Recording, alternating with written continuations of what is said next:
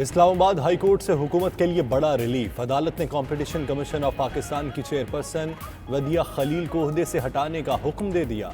2 मेंबरान को भी फारी ओहदे से हटाने का हुक्म। 30 दिनों में नई तैनातियों की हिदायत। अदालत ने सिंगल बेंच का फैसला कलअदम करार दे दिया।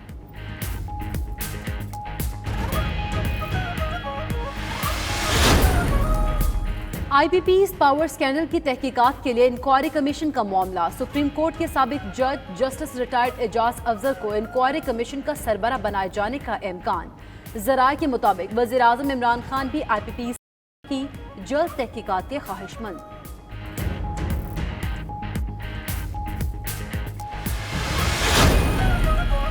प्राइवेट सेक्टर में नौकरियों के तहफ़्फ़ुज़ के लिए इक़दामात। स्टेट बैंक का कारोबारी हलकों को कर्जे जारी करने का फैसला। ज़राए के मुताबिक डिस्ट्रीब्यूटर्स, सप्लायर्स और छोटे कारोबार करने वालों को कॉरपोरेट जमानत पर कर्जा मिल सकेगा। क्रेडिट रिस्क के बगैर 50 लाख तक कर्जा मिलेगा। गैर फाल टैक्स नादहिंदगान भी फ़ायदा उठा सकेंगे। मार्कअप की शरह 4 से कम करके 3% कर दी गई।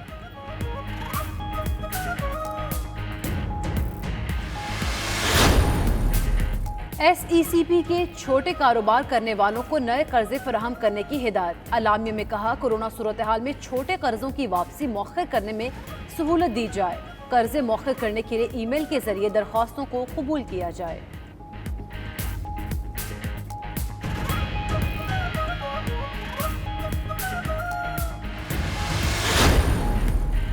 नैब एग्जीक्यूटिव बोर्ड ने 6 इंक्वायरीज की मंजूरी दे दी। एडिशनल सेक्रेटरी सिंध हुकूमत और पुलिस हुकाम की इंक्वायरी शामिल। रमजान मुबारक की आमद। अशियाए खुरनोश की कीमतों में होश रुबा इजाफा। आटा, दालें, खजूर, सेब, केले के नर्ख आसमान से बातें करने लगे। आलू, प्याज समेत दीगर अशिया की कीमतें भी बढ़ गईं।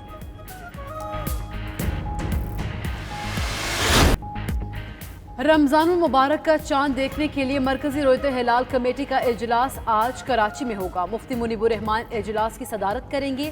महकमा मौसमियात और वजारत साइंस और टेक्नोलॉजी पहले ही आज चांद नजर आने के इम्कानात इंतहाई कम होने का कह चुके हैं।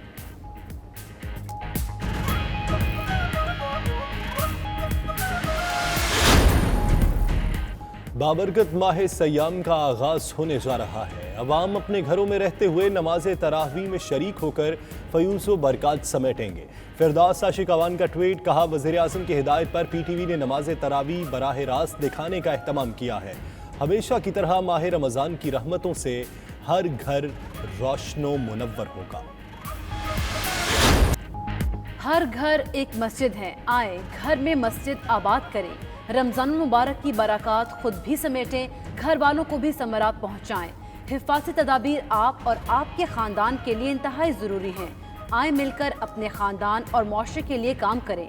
मौलाना जमील अजहर कहते हैं, तरावी फ़र्ज नमाज नहीं है। नबी करीम सल्लल्लाहु अलैहि वसल्लम ने भी ज़िंदगी में सिर्फ 3 बार तरावी जमात के साथ पढ़ी। क्रिकेट के मैदान भी वीरान। आलमी क्रिकेट के बड़े आज सर जोड़कर बैठेंगे। टेस्ट चैंपियनशिप और वनडे लीग के मुस्तकबिल पर गौर होगा। PCB chief executive Wasim Khan समेत 12 फुल मेंबरान और 3 एसोसिएट ममालिक के नुमाइंदे क्रिकेट बहाली के लिए मुख्तलिफ ऑप्शंस पर गौर करेंगे।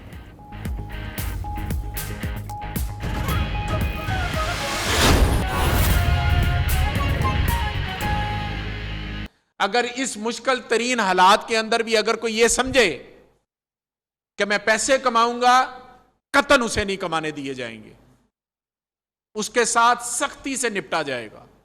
इस मकसद के लिए ये ऑर्डिनेंस जो है वो लागू किया गया है। और मैं तमाम एडमिनिस्ट्रेशन को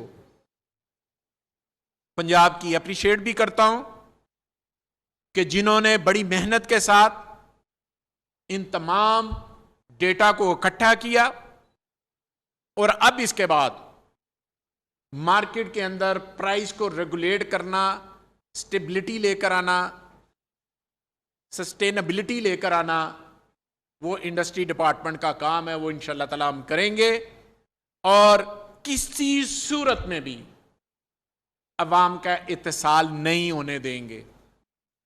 ये नहीं होगा कि कोई चीज कोरोना से पहले 20 रुपए की थी तो अब कोई उसको 1000 रुपए की बेचनी शुरू कर दे। नहीं करने देंगे इंशाल्लाह। पूरी एडमिनिस्ट्रेशन और हुकूमत के तमाम अदारे एक पेज पर हैं और इंशाअल्लाह आप देखेंगे कि इस ऑर्डिनेंस के जरिए मार्केट के अंदर डिमांड एंड सप्लाई का जो कॉन्सेप्ट है उसको लेकर आगे की तरफ बढ़ेंगे। शुक्रिया।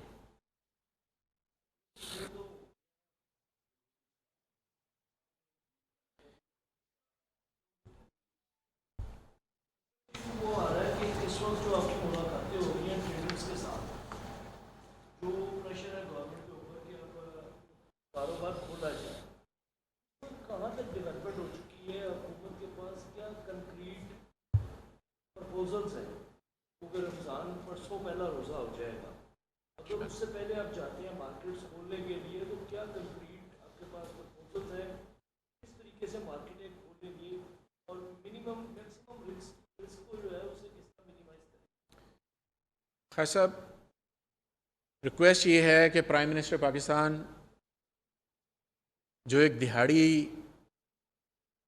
दार आदमी के लिए जो सोचते हैं, जो एक मजदूर तबके के लिए सोचते हैं, प्राइम मिनिस्टर पाकिस्तान जितना उनके दिल में उनके लिए दर्द है, जिस लिहाज से वो इन तमाम चीज़ों को, एक माशी मामलात को भी साथ साथ लेकर चलना और कोरोना के खिलाफ जो फाइट है उसके लिए भी हिफाजती तदाबीर को लागू करना, वो हम साइड बाय साइड करने की कोशिश कर रहे हैं। प्राइम मिनिस्टर पाकिस्तान की कोशिश है, चीफ मिनिस्टर पंजाब की कोशिश है कि लो रिस्क इंडस्ट्री, जहां पर रिस्क कम से कम है कोरोना फैलने का, उस इंडस्ट्री को खोला जाए और जहां पर रिस्क ज़्यादा है उसको ना खोला जाए। इसके लिए फर्स्ट फेज में जो हमने इंडस्ट्री खोली है ताकि लोग अपने रोजगार की तरफ चल पड़े, और इंडस्ट्री डिपार्टमेंट ने जो अपने एसओपीज दिए हैं उन एसओपीज के मुताबिक फैक्ट्रियां अगर खुल रही हैं तो उनको फॉलो भी कर रही हैं। अब आ जाते हैं ट्रेडर की तरफ जो आपका सवाल है।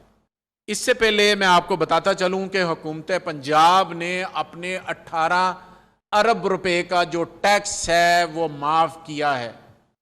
उसमें पीआरए जो पंजाब रेवेन्यू अथॉरिटी का 2.4 बिलियन का टैक्स खत्म किया है। बोर्ड ऑफ रेवेन्यू के जरिए जो 10 बिलियन का टैक्स आता था वो खत्म किया है। एक्साइज एंड टैक्सेशन के जरिए जो हमने 3.3 बिलियन के टैक्स को खत्म किया है। इसी तरह एनर्जी डिपार्टमेंट के जरिए 2.3 बिलियन का जो टैक्स आता था उसको खत्म किया है कोरोना की वजह से, ताकि रिलीफ दिया जाए लोगों को, छोटे ताजरों को और दूसरों को। अब जहां तक रमजानुल मुबारक के अंदर दुकानें खोलने का ताल्लुक है, इस बारे में कल भी हमारी मीटिंग हो चुकी। आज इंशाअल्लाह ताला उसके बारे में हम शाम तक लाहे अमल बनाएंगे कि किस तरह से रमजानुल मुबारक के अंदर दुकानों को खोलना है, उनका क्या शेड्यूल बनाना है, उन्हें वीकली करना है, उनकी टाइमिंग किस तरह से करना है। तकरीबन तमाम ताजर तंजीमों के साथ रोज़ाना की बुनियाद पर मैंने मीटिंग्स की हैं और वो तमाम सिफारिशात जो ताजर तबके की तरफ से, चेंबर ऑफ कॉमर्स की तरफ से और ट्रेडर की तरफ से आई हैं, वो चीफ मिनिस्टर साहब को पेश कर दी गई हैं।